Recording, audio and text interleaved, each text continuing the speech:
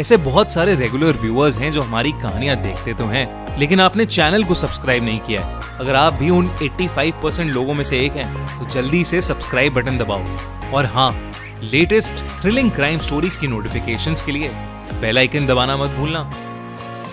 Spiderman of Paris.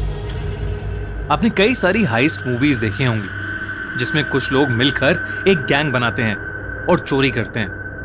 या तो वो बैंक और कसिनोज के लॉकर से पैसे चोरी करते हैं, या पॉपुलर म्यूजियम से डायमंड्स या उनकी सबसे कीमती चीजें जैसे आर्टिफैक्ट्स या पेंटिंग चोरी करते हैं। मूवीज में तो ये सब अच्छा लगता है, पर रियल लाइफ में क्या ये सब पॉसिबल भी है?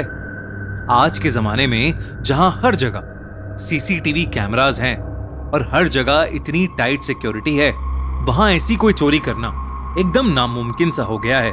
जहां कई लोग साथ मिलकर ऐसी चोरियां नहीं कर पाते, वहीं एक अकेले आदमी ने एक ऐसी चोरी की जिसके बारे में सुनकर इंसान शौक हो या उस चोर की कलाकारी की तारीफ करे, ये समझ नहीं आता। ये कहानी पेरिस की है, एक ऐसा शहर जहां का हर पत्थर एक कहानी सुनाता है और हर गली का कोना इस शहर का रिच आर्ट कल्चर दर्शाता है। यहां का museum of modern arts Paris के डाइवर्स कल्चर का घर कहा जाता है। 1961 में बना यह म्यूजियम 20th सेंचुरी के कुछ सबसे ब्रिलियंट और बेशकीमती पेंटिंग्स को डिस्प्ले करता है। मगर कोई नहीं जानता था कि जो म्यूजियम लोगों के लिए एक इंपॉर्टेंट कल्चरल स्पॉट था, उसे एक आदमी लूटने वाला था। मई 2010 की सुबह जब म्यूजियम के वॉचमैन ने म्यूजियम जनरल पब्लिक के लिए खोला, तो उसकी आंखें फटी की फटी रह गईं। रातों रात म्यूजियम से 5 कीमती पेंटिंग्स चोरी हो गई थीं, जिनकी कीमत कुल मिलाकर $100 मिलियन यानी 800 करोड़ से भी ज्यादा बताई जा रही थी। इस हादसे के बाद सिर्फ पेरिस में ही नहीं, पूरी दुनिया की आर्ट कम्युनिटी में तहलका मच गया। म्यूजियम में ना ही कोई तोड़फोड़ हुई, ना ही किसी की कोई ट्रेसेस पाए गए और ना ही अंदर बाहर जाने का कोई सीक्रेट पैसेज मिला था। चोरी का पता लगते ही पेरिस के पुलिस डिपार्टमेंट में शोर मच गया। पुलिस टीम के सबसे सीनियर इंस्पेक्टर को केस की इन्वेस्टिगेशन में तैनात किया गया। सिर्फ यही नहीं, पूरी दुनिया के प्राइवेट डिटेक्टिव्स और आर्ट इन्वेस्टिगेटर्स भी इस क्राइम को सुलझाने में लग गए थे।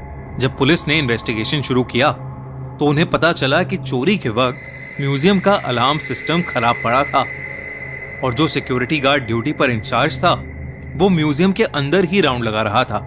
लेकिन तभी भी उसे पता नहीं चला कि चोरी हुई तो हुई कैसे। सीसीटीवी में देखा गया कि एक आदमी मास्क पहनकर अंदर घुसा और वो बहुत ही आराम से एक के बाद एक उन 5 पेंटिंग्स को चुराकर म्यूजियम से बाहर ले जा रहा है।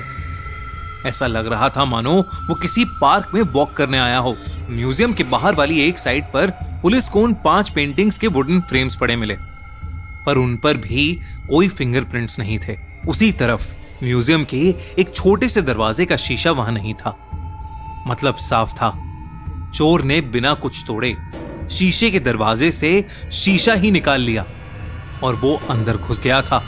कोई भी ये समझ नहीं पा रहा था कि आखिर इतना बड़ा क्राइम कोई इतनी सफाई से कैसे कर सकता है। घूम फिर कर सभी का शक एक ऐसे आदमी पर जा रहा था जो इतने अनबिलीवेबल क्राइम को हकीकत बनाने की ताकत और सफाई रखता था। ऐसा हाई क्लास क्रिमिनल जिसे सब स्पाइडरमैन ऑफ पेरिस के नाम से जानते थे। विरान टॉमिक पेरिस की क्रिमिनल फाइल्स में एक बहुत ही पुराना और स्किल्ड चोर था। उसने पहले भी कई बड़े बड़े मनी हाइस्ट किए थे और कई दफा पकड़ा भी गया था, मगर हर बार वो पुलिस के हाथों से निकल जाया करता था। यूं तो पहले भी कई तरह के आर्ट थेफ्ट हुए थे, मगर इस केस में क्रिमिनल का मोटिव पैसा नहीं था। ईगो सेटिस्फैक्शन, सेल्फ कैपेबिलिटीज को एक्सप्लोर करना और गवर्नमेंट अथॉरिटीज को नीचा दिखाना, ये भी इस क्राइम के होने के मेन रीजंस थे। पूरे पेरिस में सिर्फ एक वही था जिसकी चोरी करने का स्टाइल बिल्कुल स्पाइडरमैन जैसा था। वो पाइप्स के थ्रू 15-15 फ्लोर लंबी बिल्डिंग्स की छत पर जाता और छतों की हेल्प से एक बिल्डिंग से दूसरी बिल्डिंग पर कूदता। वो दीवारों पर बने प्लेटफॉर्म्स और पाइप से स्लाइड करता हुआ बिल्डिंग के अंदर भी घुस जाता था और लोगों के घरों की खिड़की खोलकर लोगों के घरों से जो भी उसे वैल्यूएबल मिलता वो उसे चुरा लेता और फिर बिना आवाज किए वहां से चला जाता। कई लोगों को तो दिनों दिनों तक पता नहीं चलता था कि उनके घर में चोरी हुई है और टॉमिक को यह सब करने में बहुत मजा आता था। उसे थ्रिल मिलता था। पेरिस पुलिस डिपार्टमेंट को अब पूरा शक टॉमिक पे था, मगर सवाल ये पैदा होता था कि आखिर अब वो उसे ढूंढे कहां और पकड़े कैसे। पूरे शहर की सिक्योरिटी टाइट कर दी गई थी। टॉमिक से जुड़े जितने भी लोग थे उन्हें आइडेंटिफाई किया गया और फिर उनका इंटेरोगेशन चलाया गया। उन्हीं में से एक आदमी ने टॉमिक से जुड़ी कुछ इंफॉर्मेशन पुलिस को बता दी और अब पुलिस टॉमिक की हर एक्टिविटी को क्लोजली मॉनिटर करने लगी थी। वो कहां जाता था, किससे मिलता था, क्या करता था, इन सब पर अब पुलिस की नजर थी। मगर टॉमिक इस चीज से बिल्कुल अनजान था। उसे ट्रेस करते करते पुलिस को यह पता चला कि टॉमिक इस पूरे प्लान में अकेला नहीं था। एंटीक डीलर जॉन मिशेल कॉर्वेज और वॉचमेकर जोनाथन बार्न भी इस केस में एक अहम कड़ी बनकर सामने आए। म्यूजियम में फॉरेंसिक टीम अपना काम जी जान से कर रही थी और आखिर में उन्हें म्यूजियम से टॉमिक के फिंगरप्रिंट्स मिल गए। फिंगरप्रिंट्स मिलते ही टॉमिक, कॉर्वेज और बार्न को अरेस्ट कर लिया गया। कॉर्वेज पर इल्जाम था कि इस पूरे हाइस्ट का मास्टरमाइंड वही था। उसी ने टॉमिक को पेंटिंग्स चुराने का ऑर्डर दिया था क्योंकि उसे आर्ट से जुड़ी हर चीज से बेहद प्यार था। वहीं दूसरी तरफ बार्न पर उन सभी पेंटिंग्स को स्टोर करके रखने का इल्जाम था। मगर जैसे जैसे ये केस फेमस होता जा रहा था, उसके मन में पकड़े जाने का डर भी बढ़ता जा रहा था। जब इस केस का कोर्ट केस चला तो उस दौरान जोनाथन बार्न ने यह कबूल किया कि पेंटिंग्स उसी ने स्टोर करके रखी थी, मगर फिर डर की वजह से उसने एक नदी में उन पांचों की पांचों पेंटिंग्स को फेंक दिया।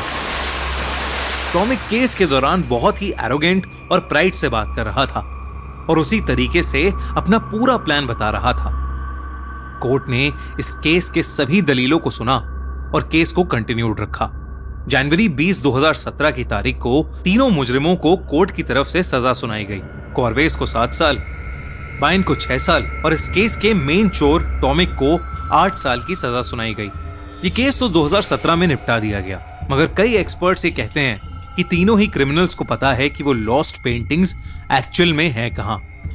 एक्सपर्ट्स मानते हैं कि उन पेंटिंग्स को डिस्ट्रॉय नहीं किया गया है, बल्कि ब्लैक मार्केट ऑक्शंस, जो कि बहुत ही वास्ट बिजनेस है, उसमें बेच दिया गया है। मगर बार्न ने तो खुद कबूल किया था कि उसने उन सारी पेंटिंग्स को नदी में डंप कर दिया था। तो आखिर असल में सच क्या है, यह आज तक कोई नहीं जानता।